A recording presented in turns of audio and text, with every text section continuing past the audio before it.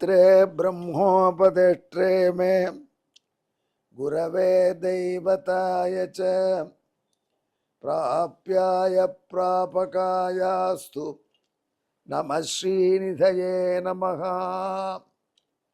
नमो वेंकटेशाय वेंकटतुरैवार्क नमः।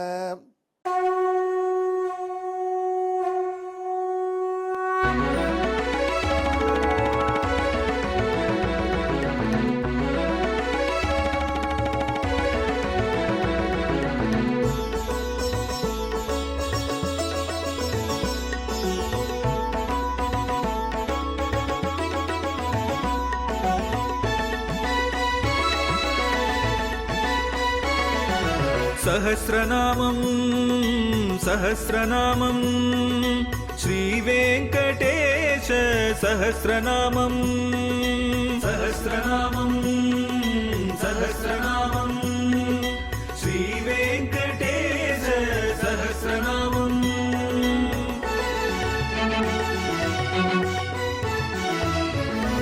உலகில் கலிவினை தோஷம் அகற்றும் நாமம் சஹஸ்ரநாமம்.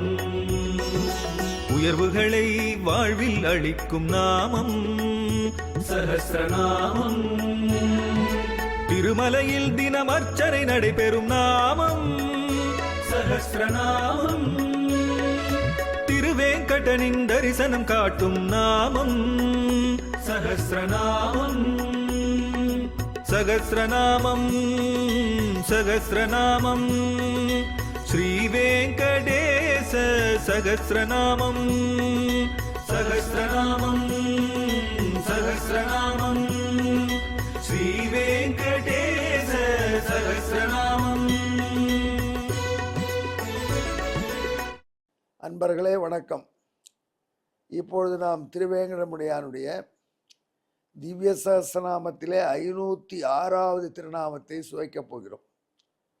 இது சிஷ்டகா என்பது.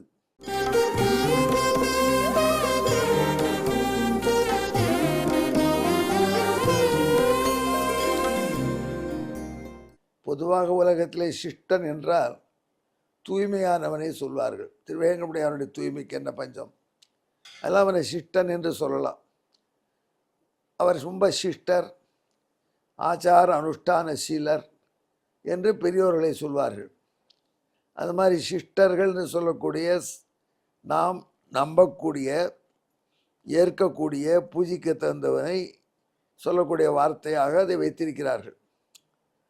அந்த பேர் தான் இந்த திருநாமம் இருக்குன்னு அர்த்தம் சொல்லலாம், ரொம்ப சுலபம். ஆனால் திருவேங்கடமுடையான்கிட்ட சொல்கிறான், இதை சொல்லாத, வேற எனக்கு சிட்டருங்கிற பேர் வச்சிருக்கார் நம்மாழ்வார், அதை சொல்லுங்கிறான். நானே கேட்டேன், ஒரு தோற்றம் மாதிரி, கன்வர்சேஷன் மாதிரி, ஏன் அதை சொல்கிறேன்னா அதுதான் எனக்கு பிடிச்சிருக்குறான். இவர்கள்லாம் சொல்கிற பேர் ஒன்றும், நம்மாழ்வார் என்னை சிட்டனே செழிநீர் திருவரங்கத்தாய்னு சொல்லியிருக்கார். சிட்டனே செழிநீர் திருவரங்கம்னு ஸ்ரீரங்கத்தை தானே சொல்லியிருக்காரு. நான் கேட்டேன். அந்த காட்சியில் பகவான் சொன்னான், என்ன நினச்சி தான் ஸ்ரீரங்கத்தை சொல்லியிருக்கான். அது என்ன? ஏற்கனவே ஒரு திருநாமத்தை விளக்கும் பொழுது சொல்லியிருக்கேன். ஆழ்வார் தனக்கு மோட்சம் வேண்டும் என்று திருவேங்கடமுடையான் திருவடியில் சரணாகதி செய்தார். திருவாய்மொழி 6ஆம் பத்திற்கே பிராகஷ்டே சரண்யம் என்று எம்பெருமான் நம் சரணாகதியை ஏற்று அடைக்கலத்தை ஏற்று அருள்வான் என்பதை விளக்கிற 100 பாட்டுகள்.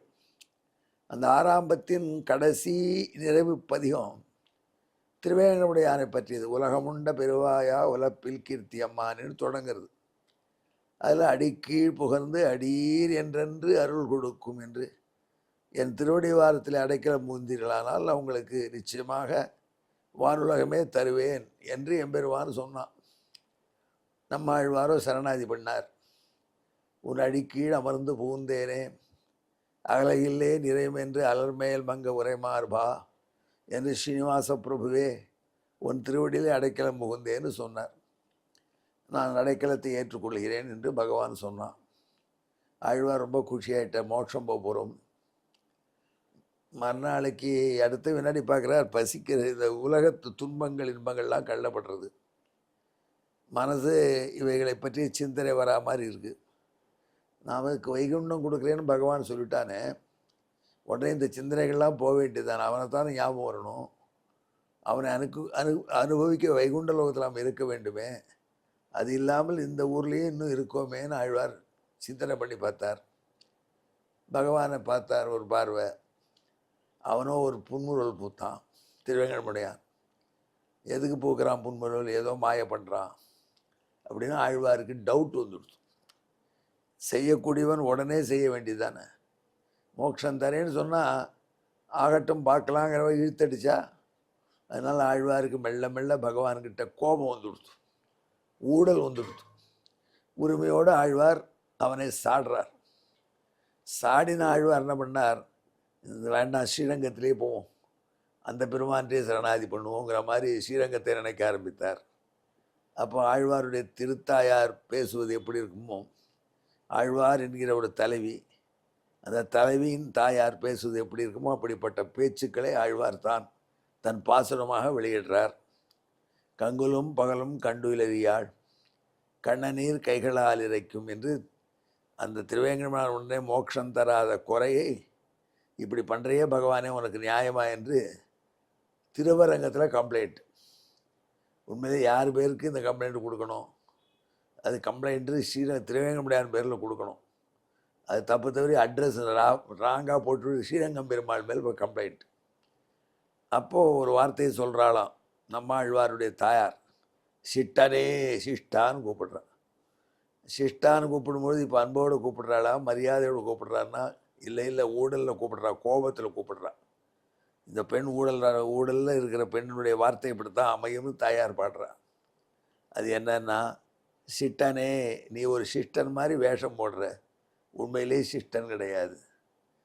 நல்ல பாம்பை நல்ல பாம்புன்னு யார் பேர் வச்சாங்கிற மாதிரி உனக்கு இந்த சிஷ்டனுக்கு பேர் அமைந்து போயிடுது அப்படின்னு மனசில் அந்த நம்மாழ்வாருடைய தாயார் நினச்சி இந்த தொடரை வெளியிடுவதாக நம்ம ஆச்சாரியர்கள் ரசிச்சிருக்கா. அந்த அப்போ ஒரு சில உதாரணங்கள் கொடுக்குறா. அதாவது சில பேர் பார்த்தா பிரம்ம யஜ்யம்னு ஒன்று பண்ணுவாங்க. அத்தியனம் பண்ணவங்க நன்னா உட்கார்ந்து தினம் ஒரு சாப்டர் வேதத்தில் சொல்லுவாங்க. அதை சொல்லும் பொழுது எப்படி உட்காரணும் அப்படின்னு வேதமே வரையறைப்படுத்தி கொடுத்துருக்கு. அது ஒரு கால் மீது ஒரு கால் போட்டுக்கணும், அதில் 2 கையிலையும் பவித்திரம் போட்டுக்கணும். பவித்திரம் உனக்கு ஞாபகம் இருக்கும், தர்ப புல்லாலான மோதிரம். தர்ப புல்லால் ஆன பவித்திரத்தை கையில் போட்டுட்டு தான் புனிதமான காரியங்கள் செய்யணும். சாதாரணமாக ஒரு கையில் பவித்திரம் போட்டுக்கிறதே கஷ்டம். தர்பத்தில் ரொம்ப ஆச்சாரமாக 2 கையிலையும் பவித்திரம் போட்டுப்பாங்க. அந்த பிரம்ம யஜ்யத்தில் வேதம் சொல்லி சபவித்திரவு பாணி கிருத்வா என்று 2 கையிலையும் பவித்திரம் போட்டுண்டு அப்படி பிரமாதமாக நல்ல வேட்டி கட்டி நல்ல 12 திருநாமம் இட்டுண்டு சுவாமி கார்த்தால் வேதம் சொல்கிறத பார்த்தா எவ்வளோ நல்லவர் பார், எவ்வளோ நெறியானவர் பார், எவ்வளோ ஒழுங்கானவர் பார் அப்படின்னு எல்லாரும் பாராட்டிடுவா சிஸ்டர்னு. ஆனால் ராத்திரி சமாச்சாரம் வேறு.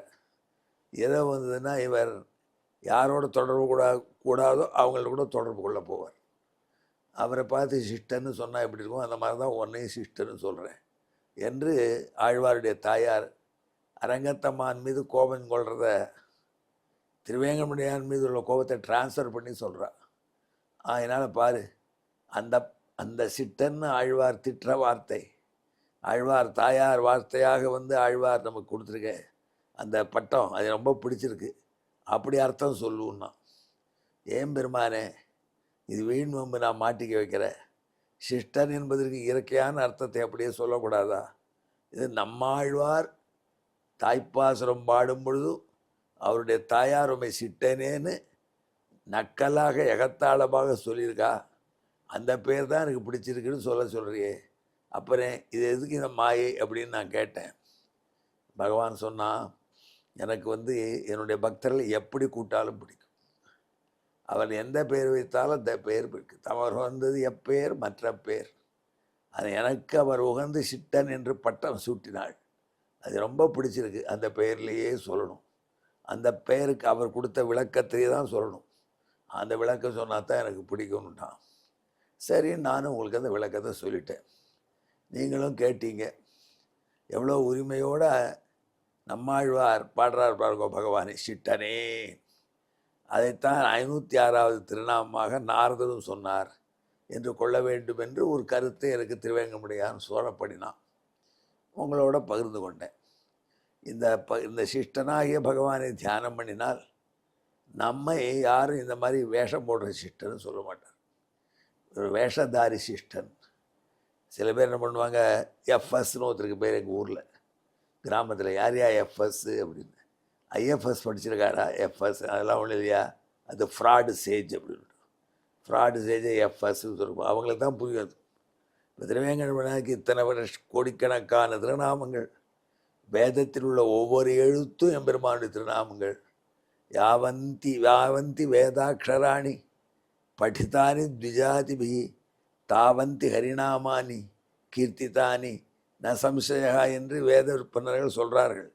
வேதத்தில் உள்ள ஒவ்வொரு எழுத்தும் எம்பெருமானுடைய திருநாமம்.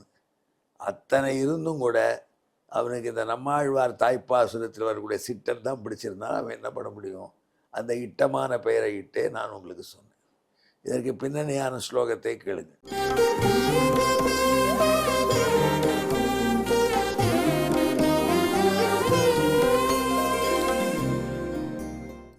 சிஷ்டகராபியாம் திருதசத்பவித்ரஹா திவாக்கிரமைஹி பிரம்மமகம் தனோதி ராத்திரோ ரதிம் வியாதி பரப்பிரியாபிஹி ஸ்னேகாத் விளம்பேத ஷடாரிந்தியகா. இப்படி தாமதித்து மோட்சம் கொடுக்குறான் என்பதனால நம்மாழ்வார் இவனை சிஷ்டன் என்று கூட்டு நிந்தனை பண்ணாலும் அதையும் ஆனந்தமாக ஏற்றுக்கொள்கிறான் திருவேங்கடமுடையான். பக்தானி வச்சாலும் சந்தோஷம், பூஜித்தாலும் சந்தோஷம்னு பக்தர்கள்ட்ட அவன் ஈடுபாடு கொண்டிருக்கான். அதை ரசித்தோமாக. இதற்கு தமிழ் பாட்டையும் கேட்பீர்களாக.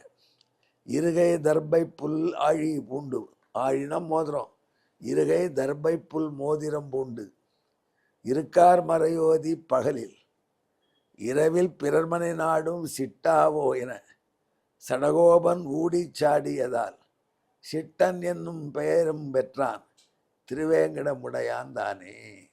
அன்பர்களே, என்னுடன் கலந்து ஜெபியுங்கள். திருவேங்கடமுடையான திவ்யமங்கல விக்கிரகத்தை தியானம் பண்ணிக்கொள்ளுங்கள். சிஷ்டாய நமஹா. நமோ வெங்கடேசாய. வெங்கடத்துறைவார்க்கு நம. நன்றி, வணக்கம்.